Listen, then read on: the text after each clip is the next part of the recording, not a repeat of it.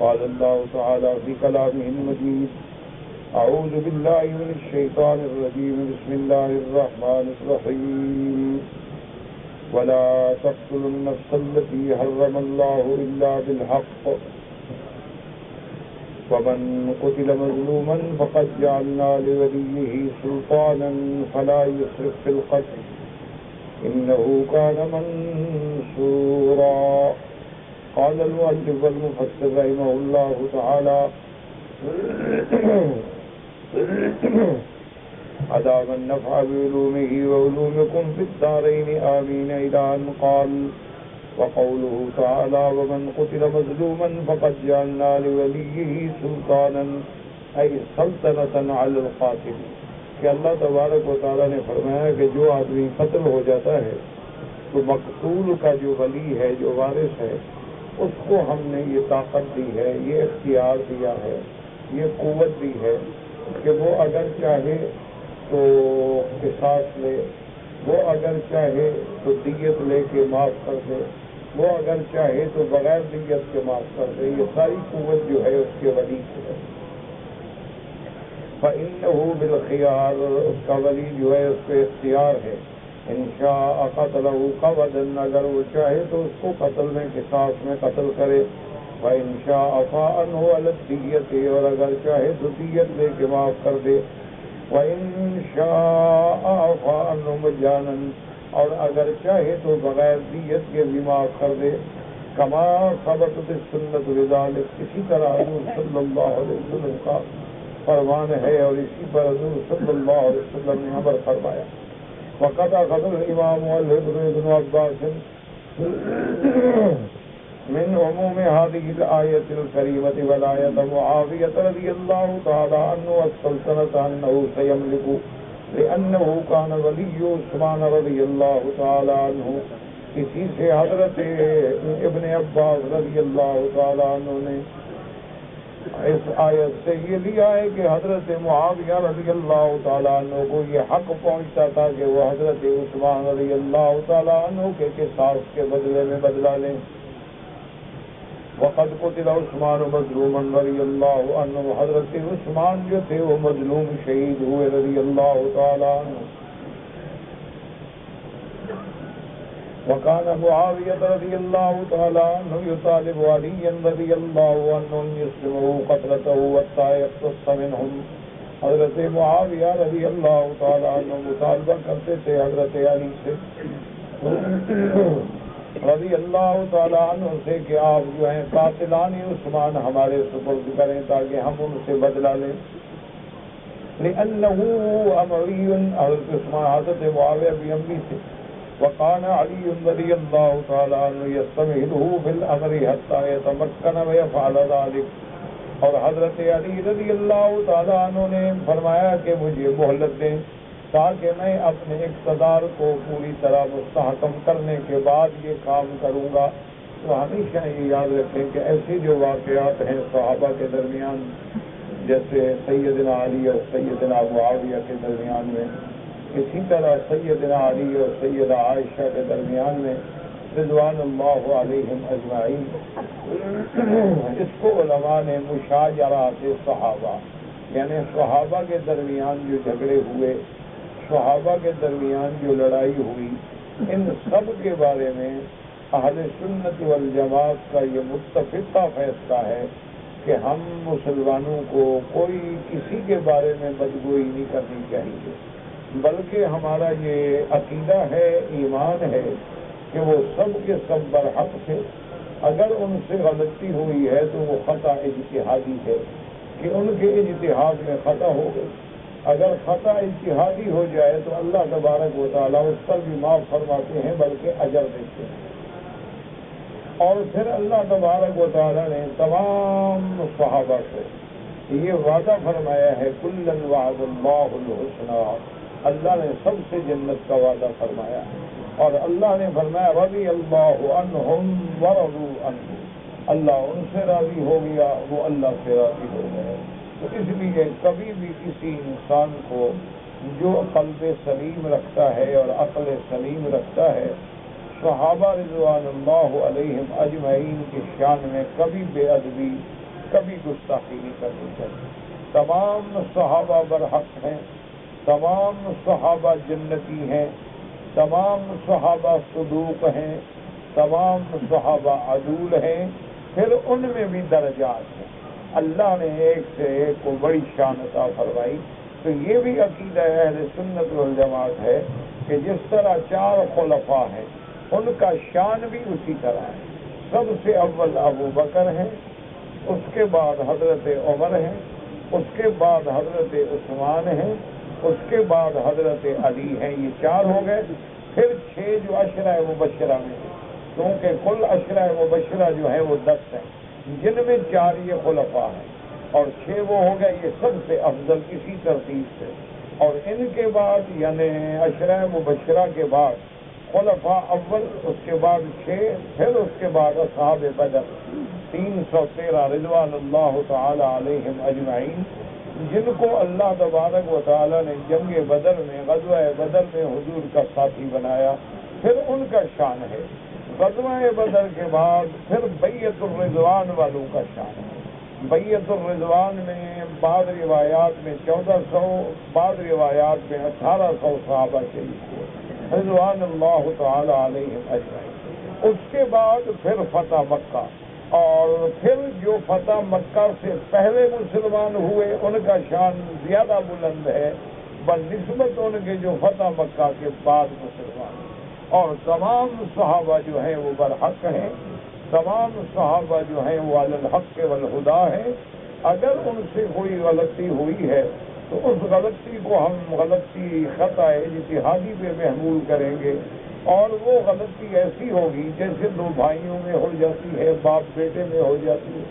آپ دیکھیں نا کہ اللہ کے قرآن مقدس میں یہ بات موجود ہے کہ سیدنا موسیٰ علیہ السلام جب کوہ طور سے واپس آئے اور اپنی قوم کو دیکھا کہ وہ بتوں کی عبادت میں لگ گئی ہے تو غصے میں آ گئے، اور غصے میں اور جلال میں آ کر اپنے بھائی حضرت ہارون علیہ السلام کے سر کے بال بھی اور داڑھی بھی پکڑ لی. اب نبی کی داڑھی پکڑنا نعوذ باللہ، اگر کوئی اور پکڑے تو کافر ہو جائے. اور حضرت ہارون علیہ السلام کہہ رہے ہیں لا تأخذ بلحیتی ولا برأسی، مہربانی کرے حضرت، کیا فرمایا، میرا کیا قصور ہے. لیکن جلال میں آ گئے. لیکن اللہ نے موسیٰ علیہ السلام پہ کوئی الزام عائد نہیں کیا. موسیٰ علیہ السلام کا کوئی جرم شمار نہیں ہوا، کیونکہ غلبہ توحید کی بنا پہ غصہ جو آیا تو پھر آپ بھائی بھی نظر نہیں آیا. تو اس لیے ہمیشہ یاد رکھیں کہ یہ بھی مشاجرات تھے اور دشمنوں نے کرائے، یہودیوں نے کرائے، صحابہ کو لڑایا تاکہ مسلمانوں کی جماعتیں کمزور ہو جائیں، صحابہ کی قوت جو ہے وہ فنا ہو جائے، اور اسلام جس تیزی سے بڑھ رہا تھا اس کو بریک لگ جائے. لیکن تمام حتیٰ کہ صحابہ بھی کہتے تھے، جب لڑائی ہوتی تو کہتے وہ بھی جنتی جنتی میں سے لڑ رہے ہیں تو دونوں جنتی، وہ بھی جنتی ہیں وہ بھی جنتی. اور اسی طرح اگر آپ دیکھیں غریب جا کر تو جیسے حضرت علی رضی اللہ تعالیٰ عنہ یہ داماد محمد مصطفیٰ، یعنی حضور کے داماد بھی ہیں اور ابن عم رسول، حضور کے چچا کے بیٹے بھی، ابی طالب کے بیٹے، حضرت علی ابن ابی طالب، تو ابی طالب کے بیٹے ہیں اور حضور کے چچا ہیں ابی طالب، اور یعنی چچا کے بیٹے بھی ہیں اور داماد بھی ہیں سیدہ فاطمہ الزہرا رضی اللہ تعالیٰ عنہ کے شوہر. اب دوسری طرف دیکھیں کہ حضرت معاویہ کون ہے رضی اللہ عنہ. حضرت معاویہ حضور کے خالہ ہیں، بی بی ام حبیبہ کے بھائی ہیں، ابو سفیان کے بیٹے ہیں، اور حضور صلی اللہ علیہ وسلم کے کاتب الوحی ہیں رضی اللہ تعالی عنہ وارضاہ. ان لوگوں کی بڑے شان ہیں. اب کوئی آدمی حضرت علی کی محبت میں آ کے حضرت معاویہ کی شان میں گستاخی کرے، یا کوئی آدمی حضرت معاویہ کی محبت میں آ کے حضرت علی یا حضرت علی کی وجہ معاویہ کی شان میں گستاخی کرے تو اپنی عاقبت خراب کرے گا. نہ حضرت علی کو نقصان ہوگا نہ حضرت معاویہ کو نقصان ہوگا رضی اللہ تعالی عنہم وارضاہ. وہ مقدس جماعت تھی جو گزر گئی. اب ہماری ذمہ داری ہے کہ ہم ان کے بارے میں اچھے کلمات نکالیں. اگر ان کا جھگڑا ہوا ہے جب اللہ نے معاف کر دیا تو ہم کون ہیں بات کرنے والے. اس لیے ہمیشہ احتیاط رکھا کریں. تو حضرت علی رضی اللہ تعالیٰ عنہ نے یہ نہیں فرمایا کہ تم غلطی پہ ہو، کہا مجھے مہلت دے دو تاکہ جب میرا اقتدار مستحکم ہو جائے تو میں ان سے خود بدلا لوں گا۔ وَيَطْلُبُ عَلِيٌّ مِّن مُعَاوِيَةَ أَن يُسْلِمَهُ الشَّامُ وَيَأْبَىٰ مُعَاوِيَةُ ذَٰلِكَ حَتَّىٰ يُسْلِمَهُ الْقَتْلَةَ، اور حضرت علی رضی اللہ تعالیٰ عنہ نے مطالبہ کیا کہ آپ شام کی حکومت چھوڑ کے میرے حوالے کر دیں۔ حضرت معاویہ نے فرمایا میں اس وقت حوالے کروں گا جب آپ قاتلان عثمان میرے حوالے کریں گے۔ وَأَبَىٰ أَن يُبَايِعَ عَلِيٌّ هُوَ وَأَهْلُ الشَّامِ، اسی وجہ سے حضرت معاویہ نے بیعت بھی نہ کی اور اہل شام نے بھی بیعت نہیں کی۔ ثم بعد مطاولت تمکن معاویہ وصار الامر الیہ، اور اس کے بعد جب بات بڑھتی گئی چلتی گئی تو حتیٰ کہ حضرت معاویہ کی سلطنت قائم ہو گئی۔ حضرت علی رضی اللہ تعالیٰ عنہ کے بعد حضرت حسن جب خلیفہ بنے رضی اللہ تعالیٰ عنہ، تو حضرت حسن رضی اللہ تعالیٰ عنہ نے حضرت معاویہ سے صلح کر لی، تو صلح ہو گئی اور حضرت معاویہ کی خلافت جو تھی وہ مستحکم ہو گئی۔ اور دراصل یہ ساری باتیں تقدیر کے فیصلے ہیں۔ حضور باغ میں جب حضرت حسن نبی بچے تھے، حضرت حسن بڑے ہیں، حضرت حسین چھوٹے ہیں، اور حضرت حسن رضی اللہ تعالیٰ عنہ کو حضور باغ صلی اللہ علیہ وسلم بچپن میں فرمایا کہ لعل اللہ ان یصلح بہ بین الطائفتین، کہ ایک وقت آئے گا اللہ میرے اس بیٹے کی وجہ سے دو مسلمانوں جماعتوں میں صلح کرا دیں۔ اور وہ حضور کا فیصلہ، حضور کی پیش گوئی پوری ہوئی کہ حضرت حسن رضی اللہ تعالیٰ عنہ نے حضرت معاویہ سے صلح کر رضی اللہ تعالیٰ عنہ وارضاہم۔ تو اس کے بعد فرماتی ہیں کما قالوا ابن عباس واستنبطوا من هذه الآیۃ الکریمۃ، اب مفسر فرماتا ہے کہ حضرت ابن عباس کا بہت بڑا عجیب استنباط ہے۔ کیوں قرآن نے جب بات کی العموم کی ہے کہ ومن قتل مظلوما فقد جعلنا لولیہ سلطانا، تو حضرت عثمان مظلوم ہے۔ وقد روى الطبراني في معجمه قال حدثنا يحيى بن عبد الباقي قال حدثنا ابو عمير بن النحاس قال حدثنا زمرة بن ربيعة عن ابن شوذب بن بكر الوراق عن زهدم الجرمي قال كنا في سمر ابن عباس فقال إني محدثكم بحديث ليس بسر ولا علانية، إنه لما كان من أمر هذا الرجل ما كان يعني عثمان قلت لعلي أعتزل، فلو كنت في جهر تركت حتى تستخرج فارساني وأيم الله يتأمرون عليكم معاوية، وذلك أن الله تعالى يقول ومن قتل مظلوما فقد جعلنا لوليه سلطانا فلا يسرف في القتل، وليحملنكم قريش على سنة فارس والروم وليقيمن عليكم النصارى واليهود والمجوس، ومن أخذ منكم يومئذ بما يعرف نجا، ومن ترك وأنتم تاركون كنتم كقرن من القرون هلك في من هلك۔ اب فرماتے ہیں کہ حضرت زہدم الجرمی فرماتے ہیں کنا فی سمر ابن عباس، سمر کہتے ہیں رات کو بیٹھ کے قصہ کرنا، یعنی رات کو آپس میں بیٹھ کے بات کی جائے تو اس کو سمر کہتے ہیں عربی، کہ ہم حضرت ابن عباس سے بات کر رہے تھے تو انہوں نے فرمایا انی محدثکم بحدیث، میں آپ لوگوں کو ایک واقعہ بیان کرتا ہوں، لیس بسر ولا علانیۃ، نہ تو کوئی ایسی راز والی بات ہے اور نہ کوئی ایسی ظاہر کرنے والی۔ انه لما كان من امر هذا الرجل ما كان يعني عثمان رضی اللہ تعالی عنہ، کہ جب حضرت عثمان کا یہ واقعہ پیش آیا، حضرت عثمان رضی اللہ تعالی عنہ شہید کر دیے گئے، قلت علی اعتزل، میں نے حضرت علی رضی اللہ تعالی عنہ سے کہا کہ اب بہتر یہ ہے کہ آپ چھوڑ دیں، خلافت میں نہ رہیں، کیونکہ جب حضرت عثمان یعنی خلیفے کا بدلہ بھی نہ لیا جا سکے تو پھر باقی بات کیا رہ جائے گی۔ اور اگر تم چاہتے ہو فلو كنت في جهر تلبت حتى تستخرج فارساني، لیکن انہوں نے میری بات نہ مانی۔ وأيم الله، مجھے اللہ کی قسم ہے، لا يتأمرون عليكم معاوية، معاویہ کا دور حکومت آئے گا، کیوں؟ فذلك أن الله يقول من قتل مظلوما فقد جعلنا لوليه سلطانا فلا يسرف في القتل، وَلَيَحْمِلَنَّكُمْ قُرَيْشَ عَلَىٰ سُنَّةِ فارس والروم، اور پھر وہ اسی طرح بادشاہی کا دور آئے گا جیسے فارس اور روم کا دور آئے، وَلَيُقِيمَنَّ عَلَيْكُمُ النَّصَارَىٰ وَالْيَهُودَ وَالْمَجُوسَ، اور پھر اس کے بعد قتال ہوگا اور پھر مجوس یہود سب مسلط ہوں گے. فَمَنْ أَخَذَ مِنْكُمْ يَوْمَئِذٍ بِمَا يَعْرِفُ نَجَا، جو آدمی دین کو چلنے والا، دین کو سمجھنے والا ہوگا اس پہ چلے گا تو بچ جائے گا. وَمَنْ تَرَكَ، اور جو دین کو چھوڑ دے گا اور مجھے لگتا ہے وَأَنْتُمْ تَارِكُونَ، تم بھی چھوڑ دو گے. كُنْتُمْ كَقَرْنٍ مِّنَ الْقُرُونِ حَلَقَ فِي مَنْ حَلَقَ، پھر تم لوگوں کا حال بھی وہی ہوگا جیسے پہلی امتیں گزری ہے کہ جب انہوں نے اللہ کے دین کو چھوڑا تو وہ بھی ہلاک ہو گئے، تم بھی ہلاک. کیونکہ پھر دنیا جو ہے وہ دنیا داری میں اور اقتدار میں اور آمریت میں اور اس کے بعد سلطنت میں اپنی شان شوکت میں پڑ جائے. اس کے بعد فرماتی ہے وَلَا يُسْرِفْ فِي الْقَتْلِ، اللہ نے فرمایا کہ اب جب ہم نے ولی مقتول کو اختیار دیا ہے تو وہ زیادتی نہ کرے. کیا مانا زیادتی کا؟ پہلے یہ ہوتا تھا کہ اگر بڑا آدمی مر جائے اس کے بدلے میں 4 قتل کر دیتے، 2 قتل کر دیتے. اللہ نے فرمایا نہیں، 1 قتل ہوا ہے تو بدلے میں 1 قتل. اسی طرح پہلے یہ ہوتا کہ کوئی بندہ مارا گیا تو اس کا سارا خاندان قتل کر یا اس کو ٹکڑے ٹکڑے کرے. اللہ نے فرمایا یہ زیادتی مت کرو، تم مظلوم کے ولی ہو، اللہ کی مدد تمہارے ساتھ. اگر تم ظالم بن جاؤ گے تو پھر اللہ کی مدد اس کے ساتھ ہو جائے گی، تم محروم ہو جاؤ گی اللہ سے.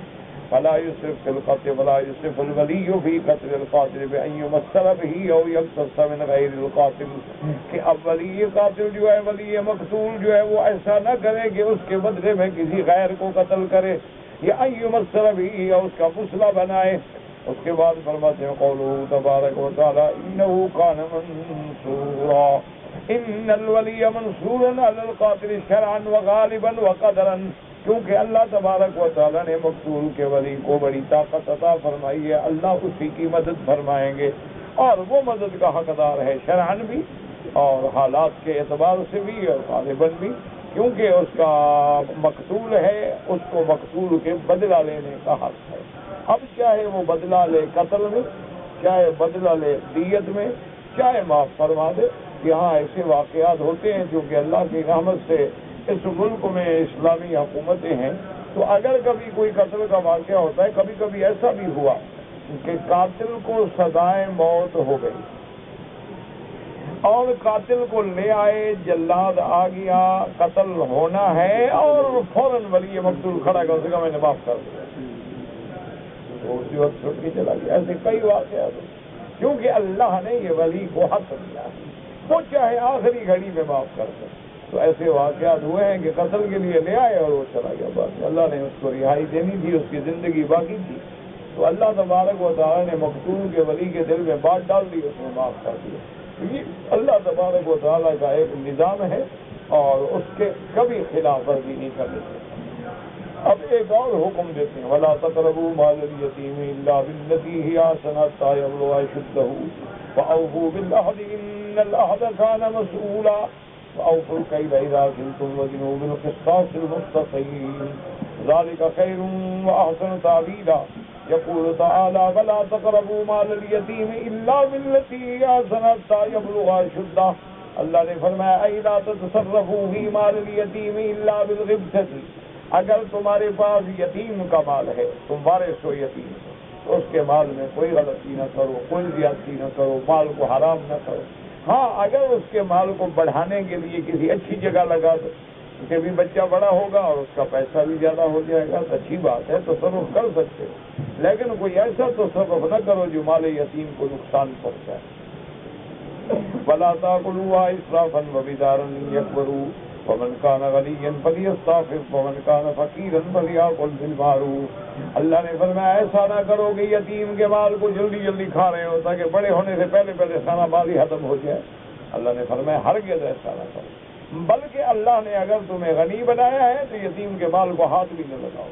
ہاں اگر ولی جو ہے یتیم کا وارث جو ہے وہ بھی غریب ہے تو پھر جو جائز مقدار ہے وہ تو کھا سکتے ہو کہ یتیم کی خدمت کر رہے ہو، حفاظت کر رہے ہو، لیکن یہ نہیں ہے کہ اس میں زیادتی کرو.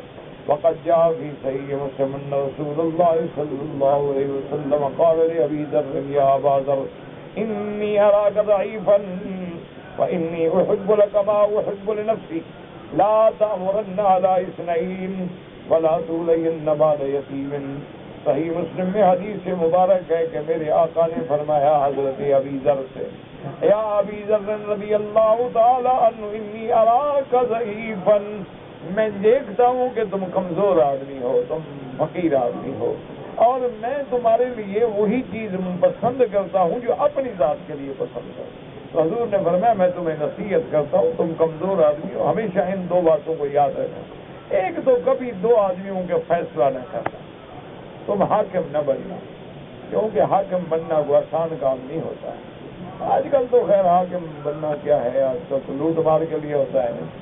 اگر عدل کی بات ہو، اللہ معاف فرمائے، تو جو حاکم بنتے تھے وہ یہ سمجھتے تھے کہ ہم پر سب سے بڑا امتحان آ گیا، اور دوسرا حضور نے فرمایا کبھی یتیم کے مال کا وارث نہ بن، کسی اور کی ذمہ داری میں دے دینا، ایسا نہ ہو کہ قیامت کو سمجھ جائے۔ تو مال یتیم جو ہے نا جی، آج کل تو اللہ معاف کرے جی، یتیموں کا مال کیا، زندوں کا مال لوگ کھا جاتے ہیں، یتیم تو یتیم رہ گئے۔ آج کل تو بڑا آدمی وہی ہوتا ہے جو بہت بڑا قبضہ گروپ ہو، جو بہت بڑا ڈاکو ہو، بہت بڑا ظالم ہو، بہت بڑا اغوا کرنے والا ہو، بہت بڑا قاتل ہو، جس کے گینگ ہوں، گروپ ہوں، وہ بڑا آدمی۔ انا للہ و انا الیہ راجعون۔ وقولہ واوفوا بالعہد ان العہد کان مسئولا، اور اللہ نے حکم دیا کہ جب کوئی معاہدہ کرو، جب کوئی معاملہ کرو تو پورا کرو، وعدہ کرو پورا کرو، معاملہ کرو پورا کرو، بے شراک بالکل جو کہہ دیا طے ہو گیا، اس سے کبھی نہ پھرو۔ اے الذی تعاہدون علیہ الناس والعقود التي تعاملونهم بها فإن العہد والعقد كل منهما يسأل صاحبه عنه إن العہد كان مسئولا۔ اللہ نے حکم دیا قرآن پاک میں کہ جب کسی سے لین دین کرو، معاملہ کرو، بس بات ہو گئی تو ہو گئی۔ مومن کی شان یہی ہے۔ ہمارے ایک دوست سے بیچارے فوت ہو گئے، شیخ بدی رحمت اللہ علیہ، اللہ اس کی قبر میں رحمت کرے۔ مجھے ایک دوست، اب وہ زندہ ہے، سفارشی لے گیا ان کے پاس، ان کی بلڈنگ تھی کہ یہ کرائے پہ مجھے دے دیں آپ میری سفارش۔ میں اس کے پاس گیا، میں نے کہا کہ دیکھو بھائی تمہاری بلڈنگ ہے، تم کرائے پہ تو دو گے، اگر مہربانی کرو تو میرے اس دوست کو دے دو، باقی کرایہ جانے تم جانو، مجھے الحمدللہ ان باتوں سے نہ تعلق ہے، نہ دلچسپی ہے، نہ مجھے تجربہ۔ میں یہ نہیں کہتا آپ کو کہ آپ 1,00,000 کا 50,000 لے رہے، نہیں، اب جو کرایہ ہو تم جانو وہ جانے، لیکن دو کسی کو۔ اس نے کہا ٹھیک ہے، آپ آ گئے ہیں تو آپ میرے شیخ کے بیٹے ہیں، میرے استاد کے بیٹے ہیں، بس ٹھیک ہے۔ ویسے وہی بیٹھے بیٹھے بات طے ہو گئی، مجھے یاد نہیں، پرانی بات ہے، اللہ عالم اس کا کرایہ 10 لاکھ تھا، 12 لاکھ تھا، خدا جانتا ہے، اللہ عالم، کیونکہ میں ذرا زیادہ دلچسپی بھی نہیں لے رہا تھا کہ میں نے کیا کرنا ہے، میں نے سفارش کر دی۔ بہرحال مثلا یہ ہے کہ 10 لاکھ پہ بات ہوگی، اس نے کہا ٹھیک ہے، آپ کو میں نے بلڈنگ دے دی 10 لاکھ پہ، لیکن میں 2 دن فارغ نہیں ہوں، 2 دن کے بعد آپ آئیں تاکہ آپ کا ہمارا کانٹریکٹ لکھا جائے گا اور آپ ہمیں پیشگی دیں گے جو طے ہو گئی ہے، اس کے بعد میں آپ کو کانٹریکٹ بنا کے دے دوں گا۔ تو پھر اسی اثنا میں بیٹھے تو وہ بڑے سخی تھے، بڑے کریم آدمی تھا، اللہ کی قبر پہ کروڑ رحمتیں فرمائے، کچورے منگائی، بولے کیا کیا چیز منگائی، آج شیخ میرے پاس آئے ہیں، تو ہم چائے وائے پی رہے، اتنی دیر میں ایک اور آدمی آ گیا ہماری موجودگی میں۔ اس نے کہا کہ شیخ میں آپ کے پاس آپ کی بلڈنگ لینے کے لیے آیا۔ ہاں ٹھیک، بتاؤ کیا کرایہ دو؟ تو پہلے بات ہو چکی تھی نا مثلاً 10 پہ، تو اس نے کہا کہ میں 15 لاکھ دوں گا۔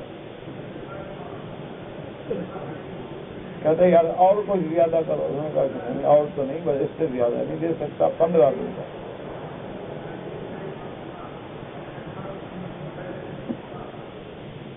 تو وہ بڑے مضبوطی سے بیٹھے رہے، پکے ہو کہ اچھا پھر وہ پیسے کیسے دو گے؟ انہوں نے کہا ایسا دوں گا ایسا دوں گا، بالکل ساری باتیں سنتے رہے۔ جب وہ بیچارہ ساری تقریر کر کے ختم کی، اس نے کہا دیکھو بات سنو، میں نے 10 لاکھ میں اس بندے کو دے دی ہے، اب 15 میں یہ آپ کو دینا چاہتا ہے دے دے، اب جو 5 زیادہ آ رہا ہے یہ اس کا نصیب ہے، میرے نصیب میں۔ اگر تم اس سے پہلے آ جاتے تو وہ 5 میرے نصیب میں ہوتا۔ میں نے اس نے کہا جی آپ کا معاہدہ نہیں ہوا، آپ نے پیشگی نہیں دی، آپ نے لکھا نہیں ہے، ابھی دفعہ نہیں کہا۔ کہا کیا مسلمان کی زبان ہی تو ہوتی ہے، لکھنے پڑھنے کی کیا ضرورت؟ اور نے کہا اب مجھے کوئی 50 بھی دے تو میں نہیں دوں گا، میں نے زبان دے دی ہے ایسی۔ یہ ہوتا ہے معاہدہ، یہ ہوتا ہے عہد۔ آج تو جناب بڑی بڑی داڑھیوں والے پھر جاتے ہیں، 2 منٹ بھی نہیں لگتے۔ انا للہ و انا الیہ راجعون۔ بس دعا کریں اللہ ہمارے حال پہ رحم کرے۔ جب ہم ٹھیک نہیں ہوں گے نا، لوگ ٹھیک نہیں ہوں گے۔ جب مولوی جھوٹ بولتا ہو، پیر جھوٹ بولتا ہو، جب مولوی فریب کرتا ہو، پیر فریب کرتا ہو، دھوکہ دیتا ہو، لوگ کیسے ٹھیک ہو جائیں؟ دیکھو نا، ہمیشہ ایک مثال ہے کہ گاڑی انجن سے چلتی ہے، اگر انجن خراب ہو جائے تو ڈبے بڑے سونے کے بنے ہوئے، وہ خود بخود تو نہیں چلے۔ تو اس دنیا میں جو انجن ہیں، جو قائد ہیں، حقیقت میں وہ تو یہی ہوتے ہیں، یا پیر یا عالم یا مولوی۔ تو اگر ہم بھی بگڑ جائیں تو پھر کیسے؟ بس تم ہمارے لیے دعا کیا کرو، ہم تمہارے لیے دعا کریں۔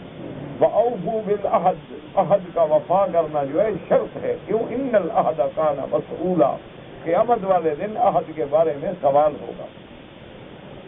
اب دوسرا حکم ہے، فرمایا وَأَوْفُوا الْكَيْلَ إِذَا كِلْتُمْ وَزِنُوا بِالْقِسْطَاسِ الْمُسْتَقِيمِ، کہ جب تم ناپ تول کرو تو بالکل انصاف۔ یہ نہیں ہے کہ لینا ہو تو زیادہ لے لیا، دینا ہو تو تھوڑا لے لیا، چاہے پیمائش ہو یا وزن ہو، بالکل عدل و انصاف سے کریں۔ اور مجھے کعبہ شریف میں بیٹھ کے شرم آتا ہے بات کہتے ہوئے۔ کئی دفعہ بعض تاجروں سے بات ہوتی ہے تو وہ کہتے ہیں کہ جی جو کافروں سے ہم مثلاً کپڑا منگواتے ہیں، تھان پہ لکھا ہوتا ہے 30 یارڈ 30 گز، پیمائش کرو تو وہ 30.5 ہوگا یا 31 ہوگا، زیادہ ہوگا کم نہیں ہوگا۔ اور مسلمان ملک سے منگواؤ لکھا ہوگا 30، اندر ہوگا 28۔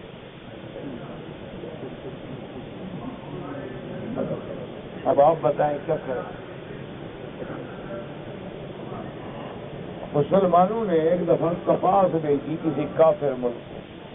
کپاس کی جب وہ بڑی بڑی گاٹھیں بنی ان کے اندر اینٹیں ڈال،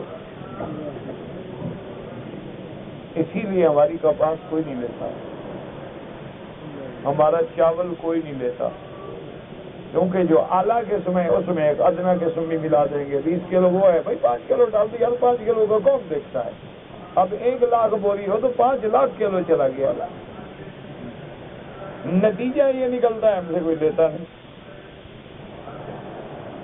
انا للہ و انا الیہ راجعون۔ بس یہ مجموعی طور پہ بیماریاں ہیں، ان کا علاج ما سوائے توبہ کے، ما سوائے اللہ کے خوف کے کوئی علاج، کوئی دنیا کی طاقت، کوئی فورس، کوئی پہرا۔ کیوں؟ کوئی کمیٹی بٹھاتے ہیں وہ خود پیسے کھانا شروع کرتے ہیں۔ جو کمیٹی بٹھاتے ہیں ان کی کرپشن کا محکمہ، وہ سب سے بڑی کرپشن شروع کر دیں، تو حل کیا ہے؟ انا للہ و انا الیہ، بس یہی حل ہے۔ بس اللہ کے آگے رو کے دعائیں کرو، شاید کوئی بگڑی بن جائے۔ وقوله تبارک و تعالی وأوفوا الكيل إذا كلتم أي من غير تطفیف ولا تبخسوا الناس أشياءهم، کہ جب تم دو تو پھر نقصان نہ ہو، پورا دو۔ وزنوا بالقسطاس، قسطاس دونوں لغتیں ہیں، ضمے کے ساتھ بھی اور کسرے کے ساتھ بھی، میزان یعنی بالکل عدل۔ المستقیم الذی لا اعوجاج فیہ ولا انحراف ولا اضطراب، بالکل ایسی تول ہوگی جس میں کوئی کجی نہ ہو، کوئی ٹیڑھا پن نہ ہو، کوئی بالکل مستقیم۔ اب تو مسلمانوں نے پیمانے جو ہے نا 2 بنا لیے ہیں، لینا ہو تو یہ اور دینا ہو تو یہ۔ ذالک خیر واحسن تأویلا، ذالک خیر لکم فی معاشکم و بعدکم، جب تم انصاف کرو گے، ناپ تول پورا کرو گے تو اسی میں تمہاری معاش کی بہتری ہے، اسی میں برکت ہے، اسی میں تمہاری دیانت ہے۔ وَأَحْسَنُ تَأْوِيلًا، تاویلا مانا مآلاً وَمُنْقَلَبًا فِي آخِرَتِكُمْ، اور تمہاری آخرت کے لیے بھی یہی زیادہ بہتر ہے کہ جب تم حق کرو گے ادر ذالک خیر وأحسن تاویلا، خیر ثوابا وأحسن عاقبۃ، بہتر ثواب اور بہتر مآل۔ وابن عباس كان يقول يا معشر الموالي انكم وليتم امرين بهما هلك الناس قبلكم، هذا المكيال وهذا الميزان۔ حضرت ابن عباس کہتے تھے کہ یا معشر الموالی انکم ولیتم امرین، کہ دو چیزیں تمہیں دی گئی ہیں، تم ان کی نگران ہو، اسی وجہ سے پہلی امتیں ہلاک ہو گئی ہیں، ایک تول ہے اور ایک ناپ ہے۔ قال وذكرنا ان نبي الله عليه الصلاه والسلام كان يقول لا يقدر رجل على حرام ثم يده ليس به الا مخافه الله الا ابدله الله به بعاجل الدنيا قبل الاخره ما هو خير له من ذلك۔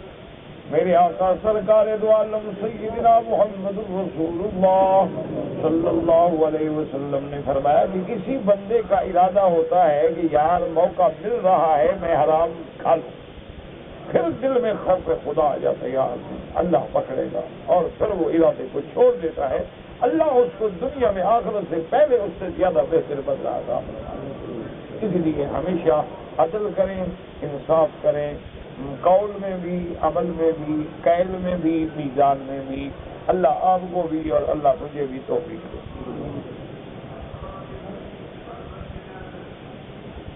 کہتے جی کہ میں ایک کمپنی میں یہاں کام تبارک و تعالیٰ اگر نوکری کرتے ہیں یا مستقل رہنے والے ہیں یا رمضان میں آ گئے اور پھر مقیم ہو گئے، ان سب کے لیے حج افراد، کیونکہ حج تمتع یا حج قران ان لوگوں کے لیے ہوتا ہے جو میقات کے باہر سے آفاق سے آئے، جو مکے کے اندر ہیں ان کا حج افراد ہوگا، وہ 8 تاریخ کو حج کا احرام باندھیں گے، طواف کریں گے، یا موقع نہ بھی ملے طواف کا نہ کر سکے تب بھی کوئی بات نہیں ہوگی تو مینا جائیں گے، واپسی پہ آ کے مینا میں 10 کو کنکری ماریں گے، ان کے لیے حج کی بکری بھی واجب نہیں ہے، سر مڈائیں گے، احرام کھول دیں گے، طواف زیارت کریں گے، بس حج مفرد ہوگا۔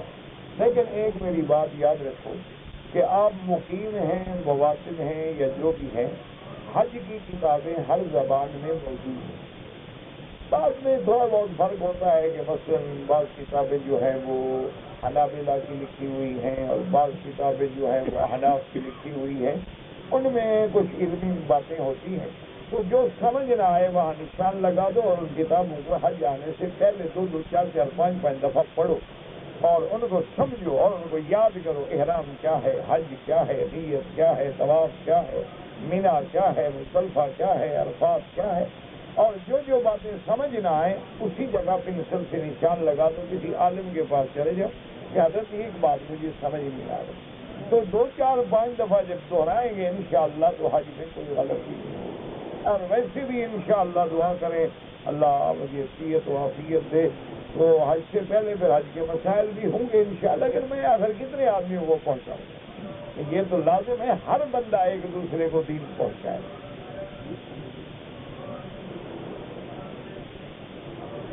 میں آپ سے ملنا چاہتا ہوں، میرا بھائی بالکل ملے، میں کوئی افسر ہوں یا میرے لیے کوئی آپ کو اجازت نہیں، عشاء کی نماز کے بعد کسی جگہ بیٹھ جائیں، میں 15-20 منٹ میں واپس آ جاؤں گا، تو اس وقت فراغت ہوتی ہے، آرام سے ملنا۔ اصل بات یہ ہوتی ہے کہ جب آدمی طواف کر رہا ہے یا علیحدہ بیٹھ کے کچھ پڑھ رہا ہے تو اس وقت آگے کوئی ملے تو بندے کو تکلیف ہوتی ہے کہ میں الگ اس لیے بیٹھا ہوں کہ کچھ پڑھ لوں، تو ایک دوسرے کا یہ لحاظ رکھا کرے، ورنہ میرے ملنے کے لیے کیا ہے، جب چاہے مل لیں، صبح کی نماز کے بعد بھی یہیں، الحمدللہ عشاء کے بعد بھی۔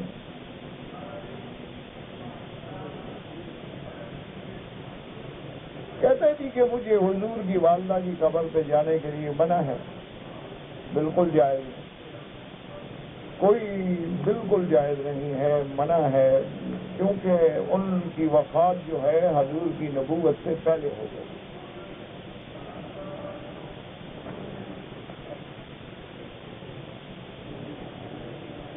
اگر کوئی آدمی عمرہ کرنے کے لیے آئے اور چھپ کر حج کرے، اللہ تو قبول کر لیں گے، لیکن قانون کو کیوں توڑتے ہو؟ کوئی یہ اچھی بات نہیں، یہ قانون تمہارے آرام سے، لیکن حکومت ایک اندازہ لگاتی ہے کہ 10 لاکھ حاجی آئیں گے، وہ انتظام کرے گی 10 لاکھ، اب 2 لاکھ چور نکل آئے تو ساری سڑکیں فیل، نظام فیل، بسیں فیل، ہر چیز درہم برہم ہو کے رہ گئے۔ اس لیے کبھی قانون کو نہ توڑا کریں۔ اللہ کو منظور ہے کہ عمرے بھی لے آیا ہے، پھر حج میں بھی لے آئے، کیوں بلا وجہ گرفتار ہوں، پکڑے جائیں، اپنی بے عزتی کرائیں، اپنے ملک کی بے عزتی کرائیں؟ اللہ نے عمرہ نصیب کیا ہے، دعا کرو اللہ حج بھی نصیب کرو، جب موقع ملے پھر آرام سے آ جاؤ۔ باقی حج تو انشاءاللہ اللہ سب کا قبول کریں گے۔ کہتے جی ہمارے علماء کہتے ہیں کہ شیعہ کے ساتھ کھانا نہ کھائیں، نہ کھاؤ، بس میں نے کب کہا ہے کھاؤ، لیکن لڑو تو نہیں۔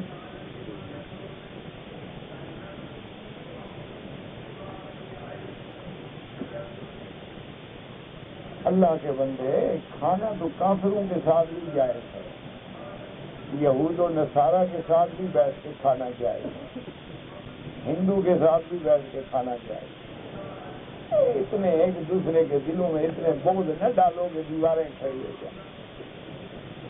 یہ بات ٹھیک ہے کہ ہم ان کو حق پہ نہیں سمجھتے، اور اللہ سے دعا کرتے ہیں اللہ ان کو ہدایت دے۔ ان میں بھی کئی بیچارے ہیں جاہل ہیں، مسئلہ نہیں جانتے، ہم نے 2 دم دینے ہیں اور کل ہم نے جانا ہے، ہم کیا کریں؟ باہر بینک کھڑا ہے، ان کو پیسے دے دیں، وہ آپ کی دم کر دیں، کسی مدرسے میں دے دیں، یا کوئی جاننے والا ہو اس کو وکیل بنا کے پیسے دے دو کہ میرے لیے 2 بکری کر دینا، لیکن اس کو دینا جو واقعی بکری ذبح کرے۔ یہاں ماشاءاللہ جو رہتے ہیں نا بکتے ہوئے لوگ ہیں، خیال رکھنا، یہاں یہ بھی ایک کاروبار ہے، سارا سال دم کے پیسے وصول کرتے رہتے ہیں۔ 200 دم کے پیسے، 200 ضرب 300 کتنے پیسے ہو گئے؟ آخر میں دعا کر لی اللہ سب کی دم قبول فرما، کسی کا بھی دم نہیں ہو، کسی پہ اعتبار نہ کرنا، یقین ہو تو اس کو دینا۔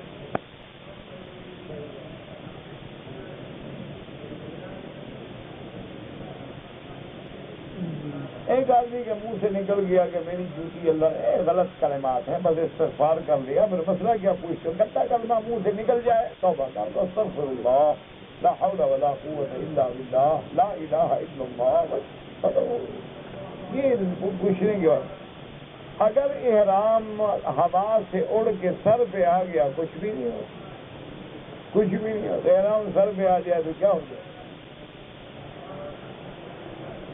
اگر احرام کی حالت میں کھجا رہا تھا، ایک زخم پہ تھوڑا سا خروند آیا ہوا اتر گیا، کچھ بھی نہیں ہوتا۔ عورت نے رات کو سوتے ہوئے احرام کھول دیا، عورت کا احرام تو ہوتا ہی نہیں، کھول کیا دیا؟ یہ جو رومال باندھتے ہو یہ تو تم لوگوں نے خود رواج بنایا ہوا ہے، شریعت کا تو کوئی حکم نہیں۔ عورت کے جو کپڑے ہیں، دوپٹہ ہے، وہ یہ احرام ہے۔ یہ رومال باندھو اور سفید کپڑے باندھیے تو بدعت ہے، ناجائز ہے، کھل گیا تو کھل گیا۔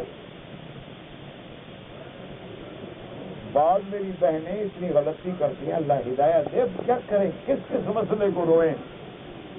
رومال باندھیں گی جناب سر پہ، اور پھر جب وضو کریں گی تو مسا اس کے اوپر سے کریں گی، نعوذ باللہ، نماز برباد۔ اچھا حج پڑھنے آئی ہوگی، نمازیں ختم۔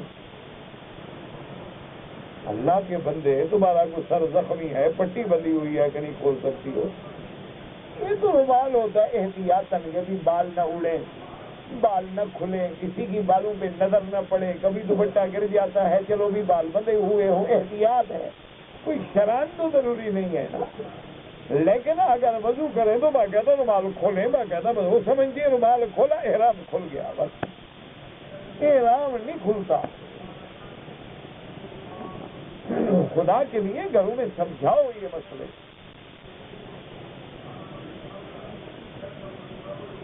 نماز فجر کے بعد اگر طواف کریں، حنفی مسلک کے لوگ 2 رکعت سورج نکلنے کے بعد پڑھیں، عصر کے بعد کریں تو مغرب کے بعد کریں، امام شافعی اور امام احمد بن حنبل رحمۃ اللہ علیہم کے نزدیک حرم شریف میں جب طواف کرے 2 رکعت پڑھ لے جائز ہے. یہ کوئی جھگڑا نہیں بابا، اولا افضل کی بات ہے.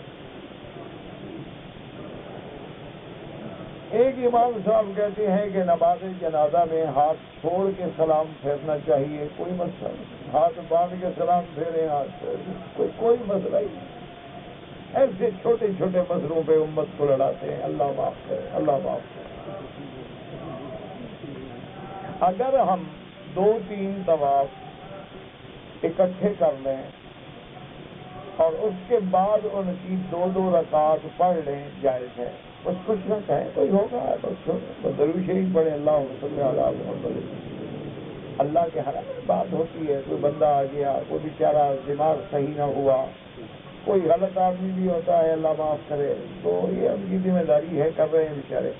بہرحال اگر 3-4 طواف تم نے کر لیے، بعد میں 2 رکعت سب کی پڑھ لی جائے. اگر مغرب کی اذان کے بعد 2 رکعت واجب الطواف پڑھ لیے جائے. اگر ہم مسجد عائشہ سے عمرہ کریں اس کا ثواب زیادہ ہے یا طواف کا؟ طواف کا ثواب زیادہ. جتنی دیر عمرے میں لگائیں اگر اتنی دیر آپ طواف کرتے رہیں تو طواف کا ثواب زیادہ ہے. میں نفلی عبادت میں نفل نماز بہتر ہے یا تلاوت؟ سب سے بہتر طواف ہے. طواف کے بعد نماز، نماز کے بعد تلاوت.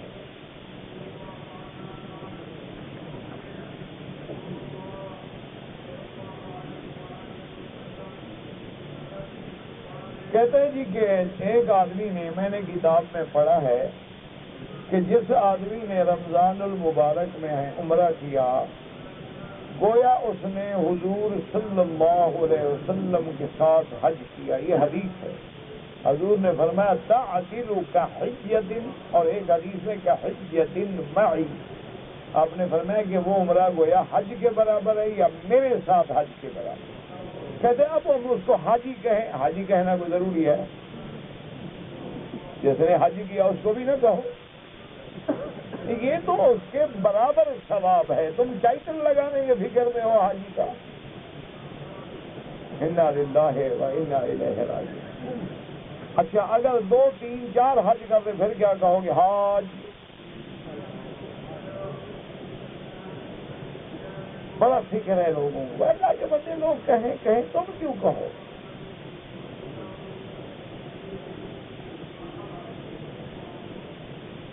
اپنے لیے طواف کرو یا جو کرو، ہر طواف 7 چکروں پر مشتمل ہے.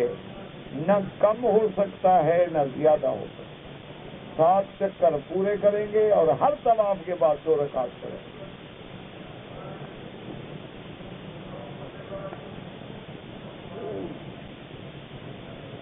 کہتے جی میرے والد پر قرضہ ہے اور اگر میرے پاس پیسے ہیں، میں اگر والد کا قرضہ اتاروں تو پھر حج نہیں کر سکتا. قرضہ اتار دو، والد کی جان سے چھڑاؤ قبر سے، پھر اللہ حج کے بھی تمہیں دے دے گا اسی برکت سے. جب تم والد کا قرضہ اتارو گے نا اللہ تیرے رزق میں برکت دے گا. حضور پاک نے کتنی شادیاں کی، تمہیں کیا فکر ہے؟ نہیں مجھے بتلائیں آپ کو کیا تکلیف ہے؟ بس جواب ہے. حضور پاک جب وفات فرمائی تو آپ کی 9 بیویاں تھیں. نکاح آپ کے 11 تھے. اللہ نے حضور کو خاص اجازت عطا فرمائی. باقی امت کے لیے اجازت نہیں ہے. کوئی بھی امتی زیادہ سے زیادہ 4 شادیاں کر سکتا ہے.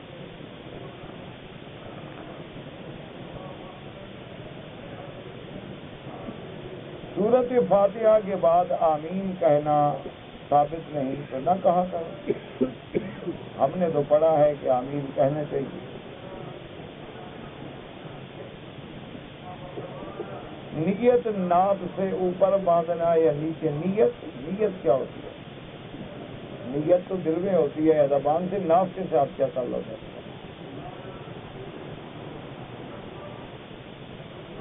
جمعہ کے دن فرض کے بعد 4 رکعت بھی ثابت ہے، 6 رکعت بھی ثابت ہے، جتنا مرضی ہے پڑھو، 2 بھی ثابت ہے، جتنی گڑ ڈالو گے اتنی میٹھا ہوگا۔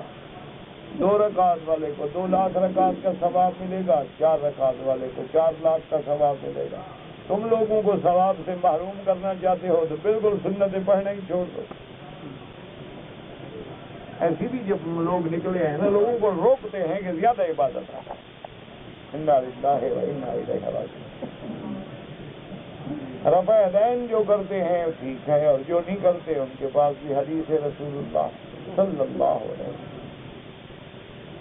طلاق کے بعد حلالہ جو ہے، یعنی یہ ہے کہ کوئی آدمی اسی لیے اپنے آپ کو پیش نہ کرے حلالہ کرنے کا کہ بھئی بس وہ ایک رات کا نکاح کر کے صبح طلاق دے دوں گا، پیسے دے دو، یہ لعنت ہے یہ حدیث۔ ورنہ اگر کسی عورت کو 3 طلاق ہو جائے تو وہ اپنے پہلے خاوند کے پاس جانا چاہے تو حلال نہیں ہو سکتی، حتیٰ تنکح زوجا غیرہ، جب تک کہ وہ شادی نہ کرے۔ لیکن وہ معنی یہ ہوتا ہے کہ دوسری جگہ شادی کرے، پھر وہ اپنے منشے سے چاہے تو طلاق دے۔ یہ جو لوگ کرائے کے لیے بندے ڈھونڈتے ہیں، ان کے لیے حضور نے لعنت کی، لعن اللہ المحلل والمحلل له۔ مکروہ اور مستحب جو ہے حدیث سے ثابت نہیں تو آپ سے ثابت ہے؟ تمہیں یہ لفظ کہاں سے ملا؟ اللہ کے بندے کچھ بھی، جب اتنا آپ کو پتہ ہی نہیں کہ مکروہ کیا ہوتا ہے۔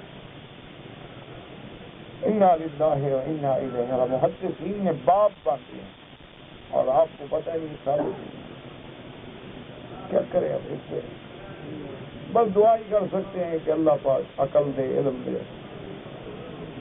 اگر کسی آدمی کو شوال کا چاند مکے میں نظر آ جائے، حج فرض نہیں ہوتا۔ اگر قانون میں اجازت ہے تمہارے پاس حج ویزا ہے رہ جاؤ، نہیں ہے چلے جاؤ۔ اور جس آدمی نے زندگی میں ایک حج کیا ہوا ہے دوبارہ فرض ہونے کا مسئلہ ہی نہیں۔ جو لوگ جبل نور پہ جاتے ہیں کوئی حرج نہیں، لیکن کوئی حکم بھی نہیں کہ ضرور جاؤ۔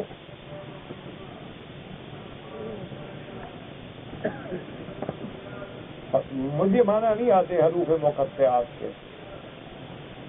آپ لائیا پتہ ہے کیا ہوتا ہے؟ مجھے نہیں پتا لائیا آپ نے کیا لکھا ہے، کیا معنی بتاؤں لائیا؟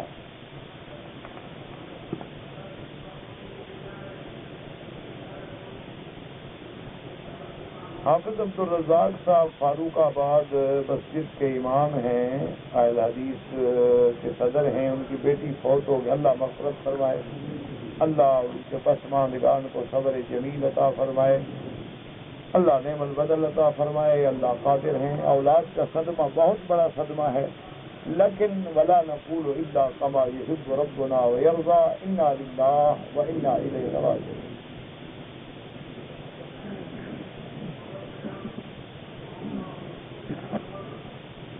ہم لوگ پاکستان سے روزہ رکھ کے آئے تھے، سیدھی سی بات ہے کہ آپ کے 28 روزے تھے، ایک روزہ آپ رکھیں، سیدھی بات ہے کہ بھائی 28 کا مہینہ بھی ہوتا ہے اسلام میں، یہ تو بالکل واضح بات۔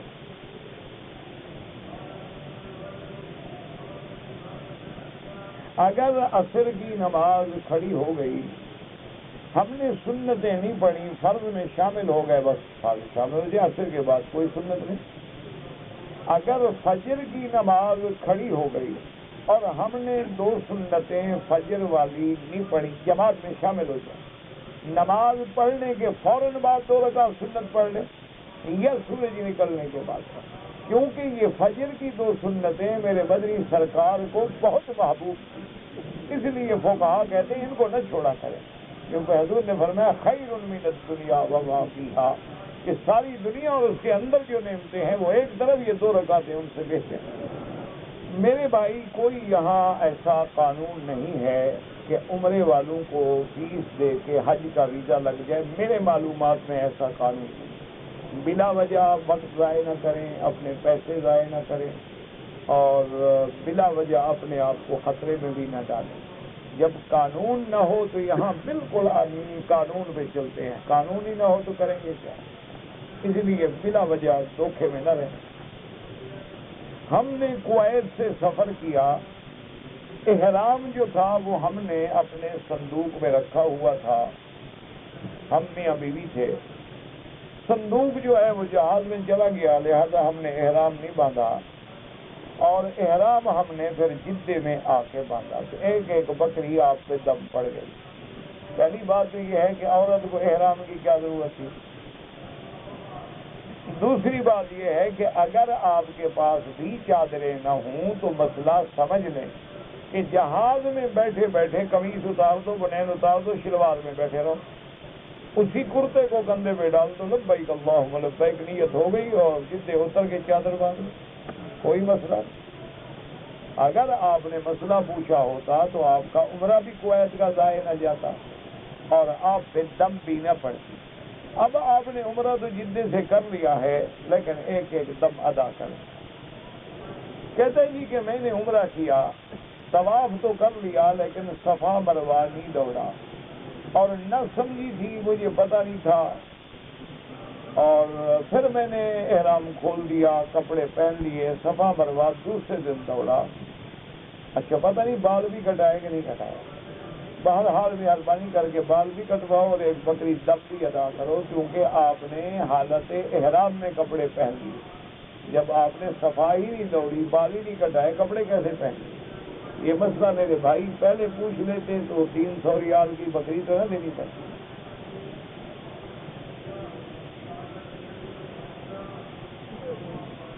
میں اگر عمرہ کسی کے لیے کروں، آپ عمرہ اپنے لیے کریں، جب کر لیں دعا کریں اللہ اس کو ثواب دے گا۔ کہتے ہیں کہ جی ہم حنفی مسلک کے لوگ ہیں، یہاں پر بھی بالکل، یہاں پر بھی اپنے مسلک پہ رہے ہیں، ہم حنفی مسلک بھی حق پہ ہے، حنبلی بھی حق پہ، کوئی جھگڑا نہیں، کوئی اختلاف نہیں۔ کراچی سے احرام باندھنے سے پہلے پیشاب کے بعد شہوت کے بغیر کچھ قطرے خارج ہو گئے، جیسے جریان ہوتے ہیں، بغیر غسل کے احرام باندھ لیا، کوئی بات نہیں، وضو تو کیا ہوگا نا، سنجا کیا، وضو کیا، بس ٹھیک ہوگا، کیونکہ یہ غسل تب ہوتا ہے جب مادہ منویہ شہوت سے نکلے۔ ایک بات یاد رکھیں، پیشاب سے پہلے بعض لوگوں کو سفید قطرے آتے ہیں جسے آپ دھات بھی کہتے ہیں، یا پیشاب کے بعد سفید قطرات آتے ہیں، یہ بھی جریان کی ایک شکل ہے، اس پہ غسل نہیں آتا، یہ مزی ہے یا وضی ہے۔ غسل اس وقت آتا ہے جب آدمی کے عضو سے شہوت سے منی نکلے اور ٹپک کے نکلے، اس کے بعد عضو مر جائے، یہ دلیل ہے کہ وہ منی تھی، اس کے بعد غسل کیا جاتا ہے۔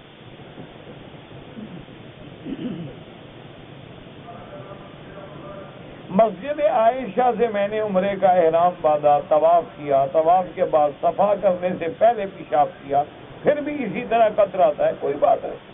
یہ گرمی کی وجہ سے، موسم کی تبدیلی کی وجہ سے، یا ویسے جوان آدمی کو قوت و طاقت کی وجہ سے کبھی کبھی ہوتا ہے، جیسے حضرت علی رضی اللہ تعالی عنہ فرماتے ہیں، کنت رجلا مدا، فرماتے ہیں کہ مجھے مزید بہت آتی تھی پیشاب سے پہلے اور بعد میں، تو اب میں شرم کرتا تھا کہ حضور سے مسئلہ کیسے پوچھوں، تو میں نے پھر کسی صحابی کو ذمہ لگایا کہ پوچھے، آپ نے فرمایا کہ استنجا کرو، وضو کرو، بس غسل کی کوئی ضرورت نہیں۔